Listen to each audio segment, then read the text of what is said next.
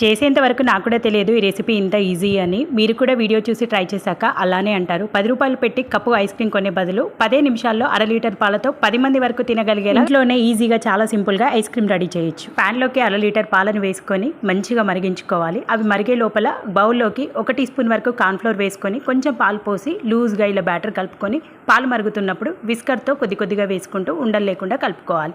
కొంచెం పాలు దగ్గర పడి 3 లేదా 4 టీ స్పూన్ల షుగర్ కూడా యాడ్ చేసుకొని కొంచెం ఇలా కన్సిస్టెన్సీ దగ్గరకు వచ్చిన తర్వాత స్టవ్ ఆఫ్ చేసుకొని చల్లారి పెట్టుకోవాలి. తర్వాత మిక్సీ జార్లోకి ఈ మిశ్రమాన్ని అంతా పోసి కప్పు వరకు పాల మిగడను కూడా వేసుకొని 1 టీ స్పూన్ వరకు వెనీలా ఎసెన్స్ కూడా వేసుకొని మంచిగా బ్లెండ్ చేసుకోవాలి. మీ దగ్గర వెనీలా ఎసెన్స్ లేకపోతే ఇలాచీ పౌడర్ కూడా యాడ్ చేసుకోవచ్చు. ఎయిర్ టైట్గా ఉండే బాక్స్లోకి షిఫ్ట్ చేసుకొని గట్టిగా 8 గంటలు లేదా రాత్రంతా డీప్ ఫ్రీజర్లో పెట్టేసుకుంటే నెక్స్ట్ డే మార్నింగ్ కల్లా చల్లచల్లని ఐస్ క్రీమ్ చాలా సింపుల్గా ఇంట్లోనే రెడీ. ఈ సమ్మర్లో మీ పిల్లలకి ఇంట్లోనే బయట కొనే అవసరం లేకుండా సింపుల్గా ఐస్ క్రీమ్ రెడీ చేసి పెట్టండి. వీడియో నచ్చితే లైక్ చేయండి, ఛానల్ని సబ్స్క్రైబ్ చేయండి.